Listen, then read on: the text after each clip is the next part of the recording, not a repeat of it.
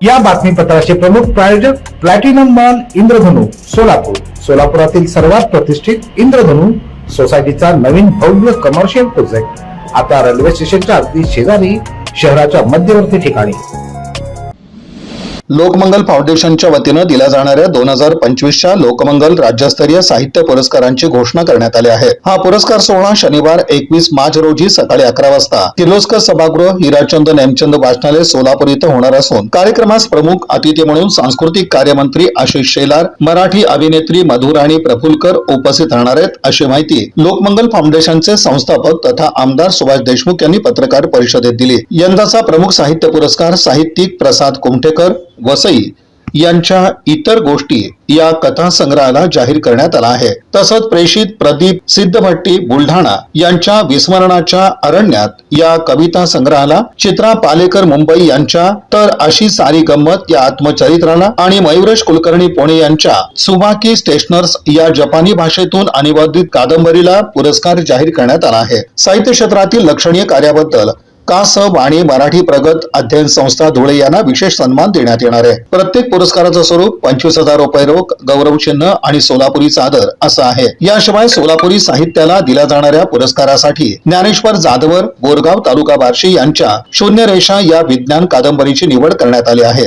या पुरस्काराचं स्वरूप 15,000 रुपये रोख, गौरव चिन्ह आणि सोलापुरी चादर असं आहे. यंदाचं पुरस्काराचं 11वं वर्ष आहे. पुरस्कार निवड समितीत नितीन वैद्य, प्राध्यापक डॉक्टर रुचा कांबळे, शिरीष देखणे आणि डॉक्टर दत्ता घोलप यांचा समावेश होता. या कार्यक्रमात सांस्कृतिक प्रेमींनी उपस्थित राहावं असं आवाहन लोकमंगल फाउंडेशनच्या वतीनं करण्यात आलं. 2025 चे राज्यस्तरीय लोकमंगल साहित्य पुरस्काराचे मानकरी आहेत प्रसाद कुमठेकर, वसईचे आहेत.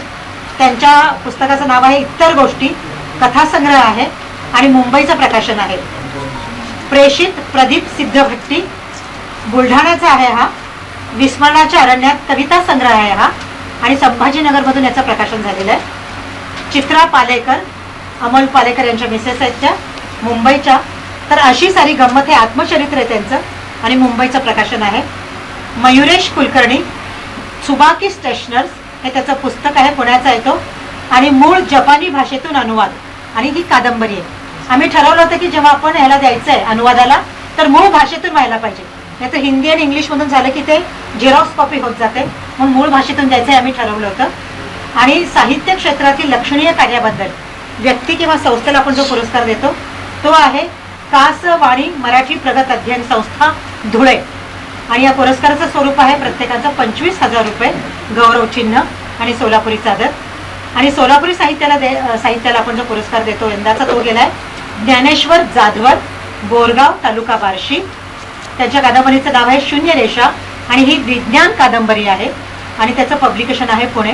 पुरस्काराचं स्वरूप आहे 15,000 रुपये रोख, गौरव चिन्ह आणि सोलापुरी चादर.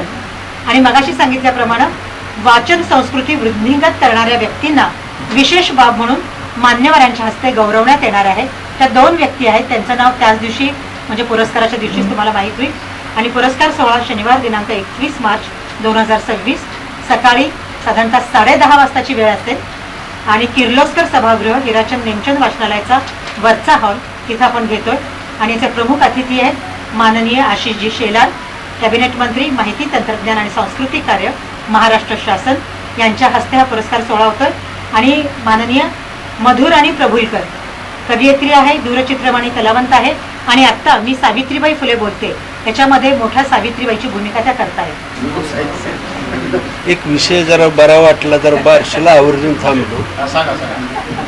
म्हणजे मला आवडलेला विषय छान वाटला. 11-12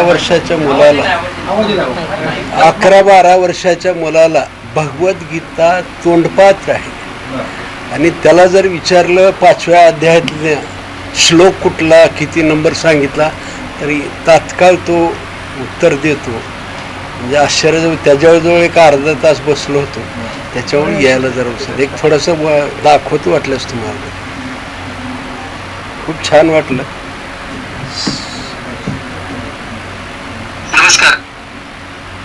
सचिन वायकुळे म्हणून शिक्षक आहेत, त्यांनी केलेलं.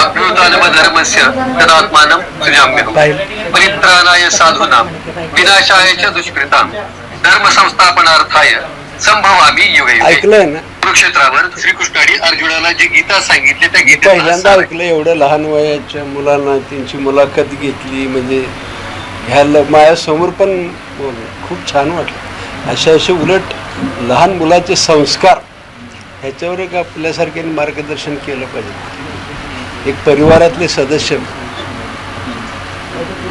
बाकी बाहेरचं व्यासपीठ वेगळं आहे, त्याला काय सोडून द्या. सोलापूरच्या जिल्ह्याच्या विकासासाठी म्हणजे मग सांस्कृतिक वारसा असेल, बौद्धिक वारसा असेल, आर्थिक प्रगती असेल आणि सोलापूरचं नावलौकिक व्हावं. या पत्रकार परिषदेस रुचा कांबळे, शिरीष देखणे, शोभा बोल्ली, दत्ता घोलप, नितीन वैद्य आदींची उपस्थिती होती.